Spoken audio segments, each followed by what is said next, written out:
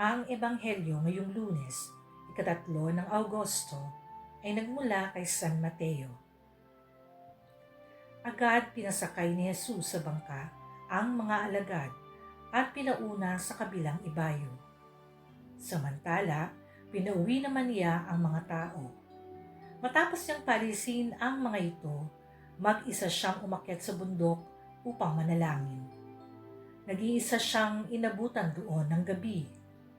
Samantala, ang bangka ay nasa laot na, ngunit sinasalpok ito ng mga alon dahil pasalungat ito sa hangin. Nang madaling araw na sumunod sa kanila si Jesus na naglalakad sa ibabaw ng tubig. Kinilabutan sa takot ang mga alagad nang makita nilang may lumalakad sa ibabaw ng tubig.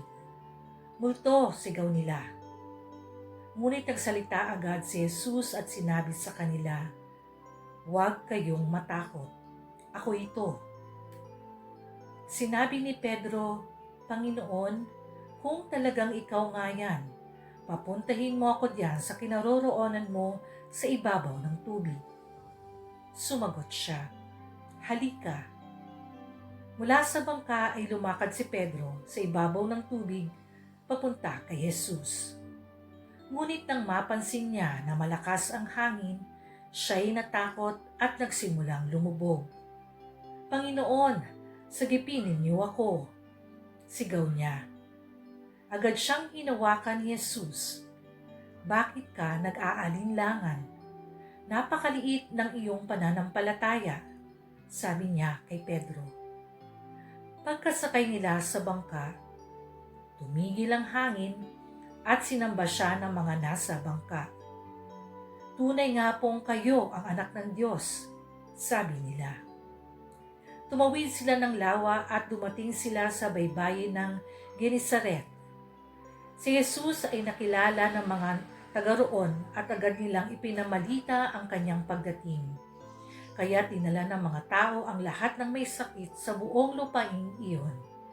Hiniling nila kay Jesus na mahawakan lamang ng mga may sakit ang laylayan ng kanyang damit at ang lahat ng gumawa nito ay nagsigaling. Ang mabuting balita ng Panginoon. Ang ating faithful reflection ngayon ay nagmula kay Brother Juan Paulo Fresnosa mula sa Hand of the Sower Catholic Community. The Art of Letting Go. Naranasan mo na bang mailigtas ng Diyos mula sa tiyak na kapahamakan o itawid sa isang tagumpay na alam mo sa sarili mong kung ikaw lang seemingly close to impossible? Business dealings, deadlines, and cut-offs. Relational problems that seem to have no solution. May yugto ba sa buhay mo na naranasan mong pinagaling ng Diyos ang isang mahal mo sa buhay? O siguro ikaw mismo sa isang malubhang sakit o sa bingit ng kamatayan? Yung sitwasyon na nag-uumapaw ang kapayapaang naramdaman mo sa Diyos matapos ang isang mataimtim na pagdarasal at paglapit sa Kanya.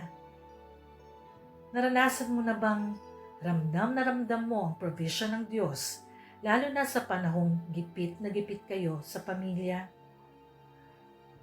Kung oo ang sagot mo sa mga ito gaya ko, ang pagnilayan natin, bakit tila may duda pa din tayo sa kakayanan ng Panginoong nating si Jesucristo?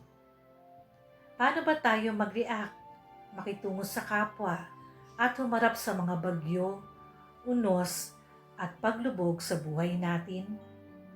Nagiging aligaga pa din ba tayo kapag dumaranas tayo ng pighati at pagsubok? Kapatid, normal lang yon. Pero inormalize din natin na ang benepisyo bilang Kristiyano ay hindi na tayo muli pang mangangamba. Honest experience and observation. Ang daming Kristiyanong sinasabing tiwala sila sa Diyos, pero ang daming useless anxieties. Be still and know who this God is. Last question is, do you love and trust Him enough to let go of fear? We cannot hold on to God if we cannot let go of our fears. Let us pray. Lord, give me the strength to let go of my fears. Amen. In the name of the Father, and of the Son, and of the Holy Spirit. Amen.